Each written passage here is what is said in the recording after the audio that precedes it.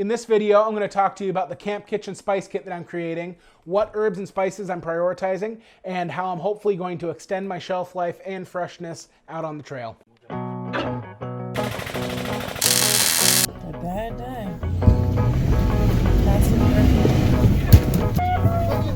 Yeah!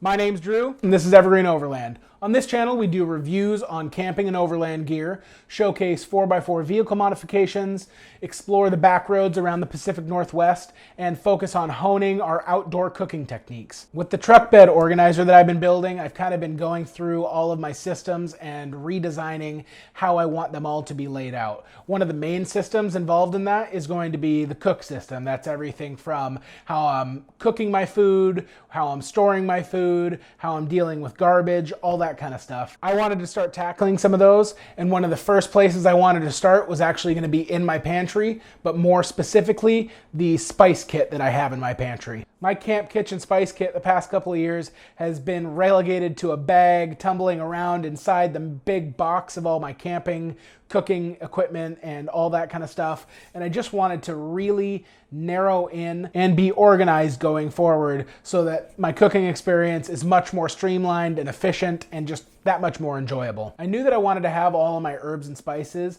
in a standalone, organized little pouch, so I always knew they were in one location. And I also wanted to standardize the containers as much as possible so that they were consistent throughout. This started me on a quest to find what I think is going to be the perfect container for me personally, and it might be for you as well, to hopefully make using my spices super convenient and keep them fresher longer and avoid clumping as much as possible with some of the more finer powdered things. Now, I've just put this kit together, so it hasn't really seen much field testing yet, but I feel like I've got a pretty solid foundation for what I'm trying to achieve. So I'll show it to you now. So this right here is my pantry tote, and I'll probably do a video on this a little later at some point. An ARB cargo gear organizer. To fit their drawers. I'm using it a little bit differently, but inside there immediately is my Camp Kitchen Spice Kit. So I'll start off by talking about the bag that I have, and this is just kind of probably a temporary solution. I might switch to something else down the road. This is basically a smell-proof bag that somebody would carry herbs in or something like that. It's got a lock on here for the zipper if that tells you what this bag is normally used for. But what I got this bag for is my thought is keeping out as much moisture and humidity as possible. It's got kind of a rubberized seal around the outside of it, and it's supposed to be smell proof, so rather than a regular zipper, I think this is probably going to do just a better job at that in general. So we'll dive into it and take a look at the interior components. These spice containers are from a company called Versatin. I was looking for something that was gonna have a nice rubberized seal to it. I wanted something that was gonna have like a threaded twist lock so you could, crank it down pretty decent. I thought about this kind of later on in the search, but I thought it would be really cool since our trucks are, made out of steel and a lot of the components are made out of steel, to have a little magnet possible to keep things organized and just keep them readily accessible. I was going to do an actual unboxing, but I thought I already dove into this and that just seems silly to package it all back together. So this is kind of how it comes. They come wrapped in these little cellophanes. I mean, there really isn't much to it. It's nicely organized and all that kind of stuff. You get 12 in this bin, I believe. I'll link it down in the description below, obviously, but I believe it was like 43 bucks for this.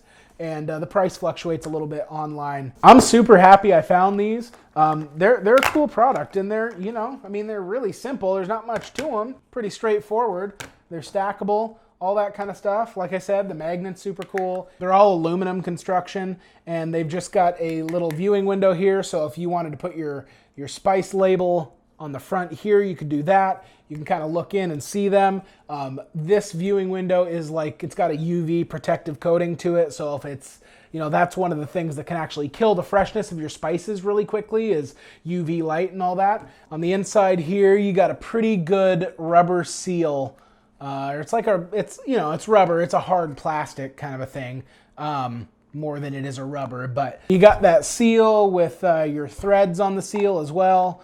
close together. They, line up pretty good. You can wrench down on them a decent amount, probably about the size of your normal spice jar that you'd get from the grocery store or anything like that. Doing the research and looking around online, I'm finding that what extends the freshness of your herbs and spices the most is just going to be keeping it in a tight sealing container, keeping it out of direct sunlight, avoid high to low temperature fluctuations, and that's pretty much all you can really do. There is another system of basically putting like dried rice or beans in here, and those act as kind of like a little bit of an oxygen absorber. I wanted to avoid that. I might do some tests on some of the more temperamental stuff, like the garlic powders and the onion powders that have a tendency to just clump.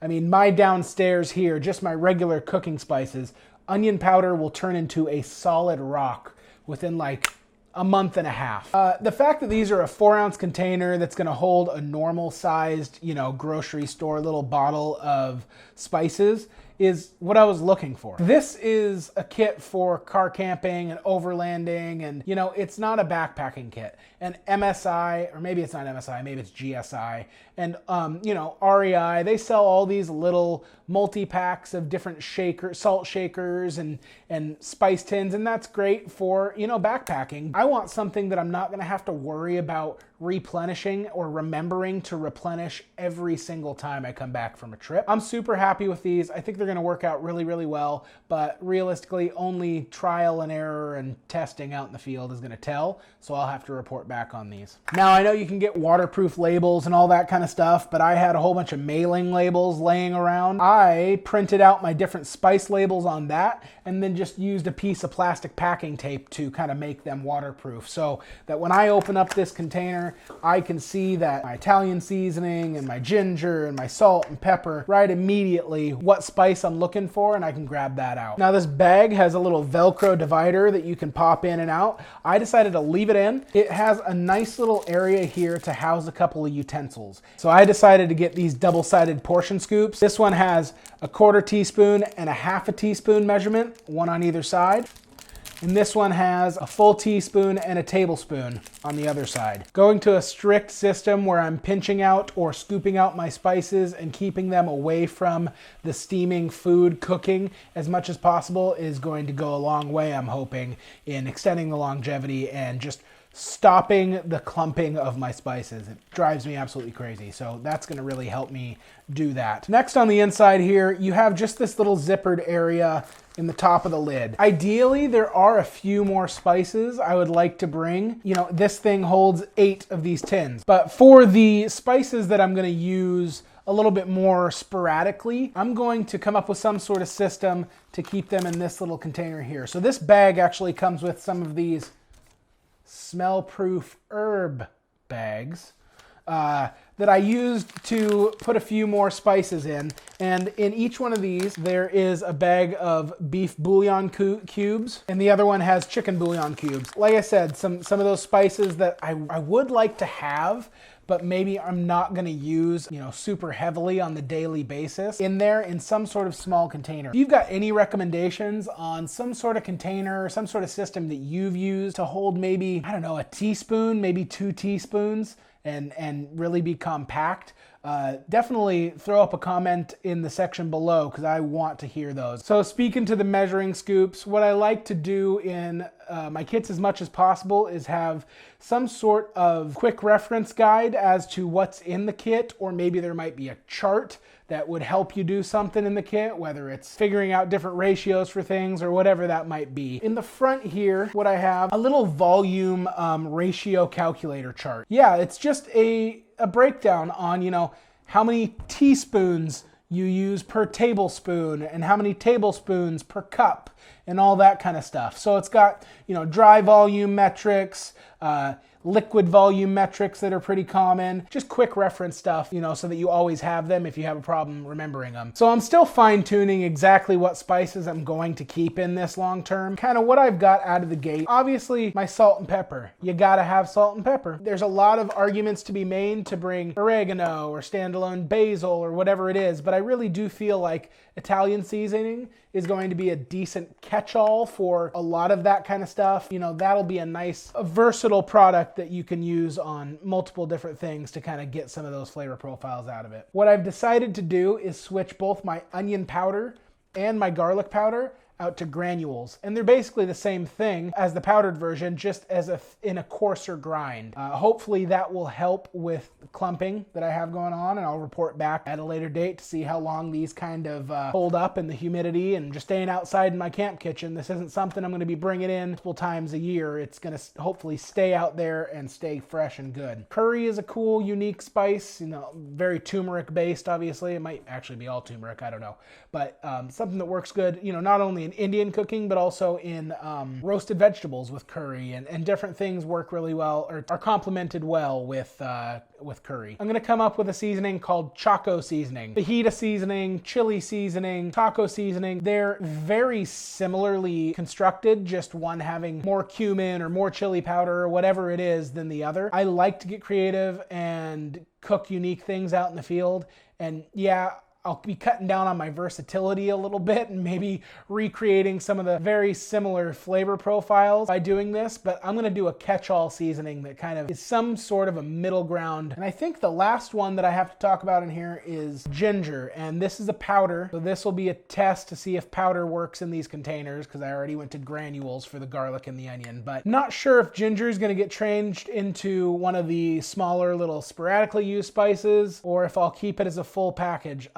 I cook a fair amount with ginger, but I don't know if there's something else that makes more sense. Yeah, just Asian cooking and all that kind of stuff. And the nice thing is some of these things you're using as a base seasoning, and then you might add additional flavor with some of the liquid condiments that you have in your refrigerator, like the Cholulas or the Marie Sharp's habanero sauce. If you've never had that, you should definitely order some bottles of that on Amazon. It's super good. Or sriracha, or you know, coconut aminos, or all that kind of stuff. I do a lot of keto and paleo cooking. That's what I'm doing to hopefully get rid of some of this gut. If that's something you're interested in, definitely let me know in the comments below.